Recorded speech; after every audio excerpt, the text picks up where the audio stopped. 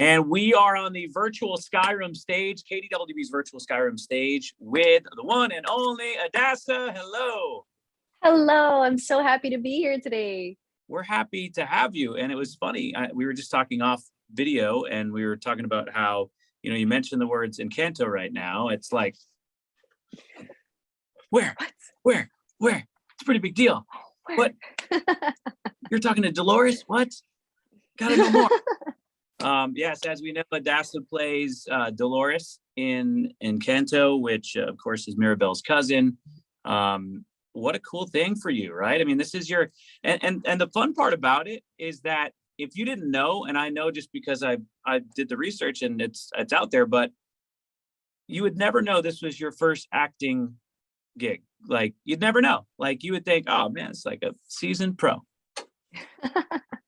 I think that my experience doing music, for 20 years, you have to get on that stage, rain or shine, broken leg, whatever it is, sick, whatever, you learn. And then I've done voiceover work, but never animations. That's so different because one thing is they give you something, you read it and you're good. Another thing is picture this. So there's going to be this thing falling and then this house is going to do this. And then you're going to be doing this and you're going to be, while other people. So it's all imagination. So to be in a room where you feel safe, like the directors really make a great safe space to be able to be silly and to make funny faces and weird movements with your body, because you have to create this environment that does not exist. Well, and I have to imagine that at some points while you're recording that for the animation, it's just like, it really seems weird sometimes, I bet. It's like, you're just sitting there trying to do your line and your scene and you're just like, this is just like the silliest thing ever. Oh, I love it though. I love being silly. Now we just had an excuse to do it. So yeah, that was a good thing. What? Of course, We Don't Talk About Bruno is a massive song. I mean, it's like all over the world, just like streaming like a crazy song. It's on every chart. It's, we're playing it on KDWB here in the Twin Cities. And, again, it's one of those things that's like, Encanto has just become this like massive thing for Disney, this massive thing for you, this massive thing for kids. I mean, it's massive for everyone. And you just got to be loving it, right? I mean, this has been a remarkable step in your career. Not only the song doing so well, but the movie doing so well. What has it meant to your career so far?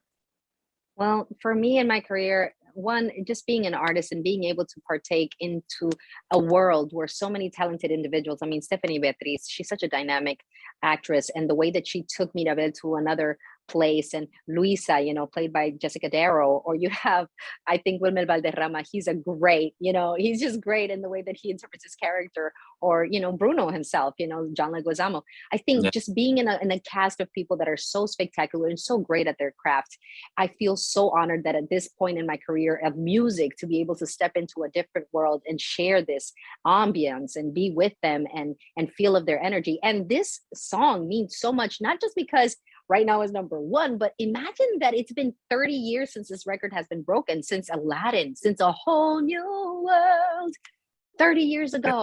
That this is number one now, Billboard, for this amazing song written by Lin-Manuel Miranda. And I really believe it's because of the fans, just the people going on TikTok, which I just joined 12 days ago and I have like 500,000 followers. And I'm like, what's going on in here?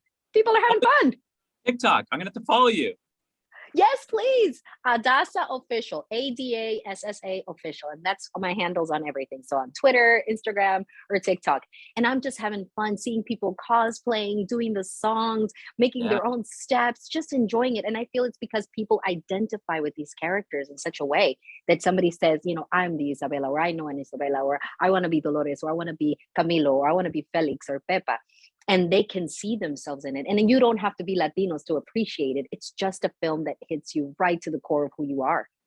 And my kids love it. I didn't have a chance to, this interview came together pretty fast. I didn't have a chance to tell them before school, but they would have geeked out about it. So one of my favorite scenes actually in the movie is when Mirabel's dad is talking to her and whispering, right? And he's going like, all right, act normal and nobody has to know. And then all of a sudden, like the door creaks open and then there's you, I know. And then that little Mega.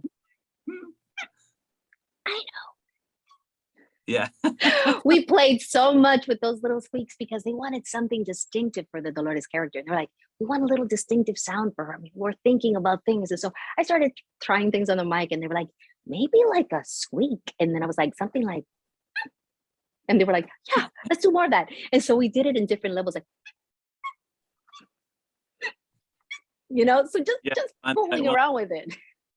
That's so awesome. What do you think like the future holds for you? I mean, now that your acting debut is under your belt, you want to do more stuff like this, or where do you see yourself in like the next 5 years, projects that you want to work on? What's some goals for you? Well, for me, right now we're working on two different records, one with CHR Records, which is a Tejano Internacional record for all my Latinos. And then we're also working an American record with Warner Chappell Production Music here in Nashville. And of course, I just love to be with the fans and to do more projects in Disney. That's a dream.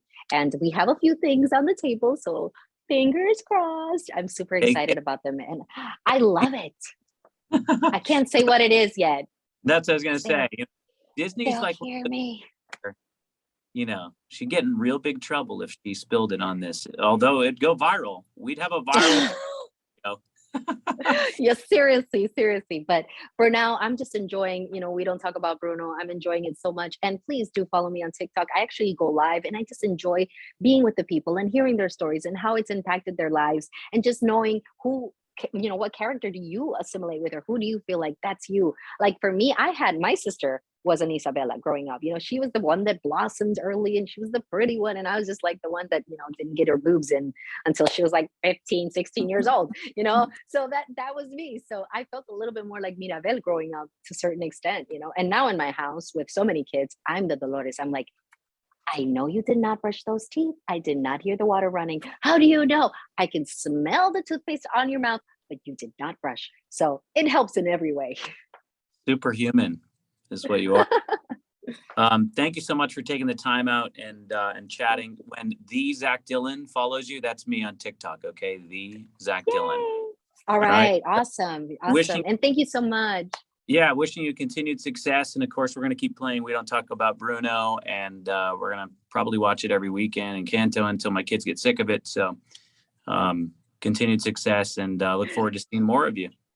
Thank you so much. And thank you for everybody who's supporting this film, which is not just about family, but also speaks to the root of us all and how sometimes we don't feel like we fit in our families, but we all have something special to share. We all have a light to share and we all do belong. And I just love sharing Encanto with all of you. And thank you again. Bye.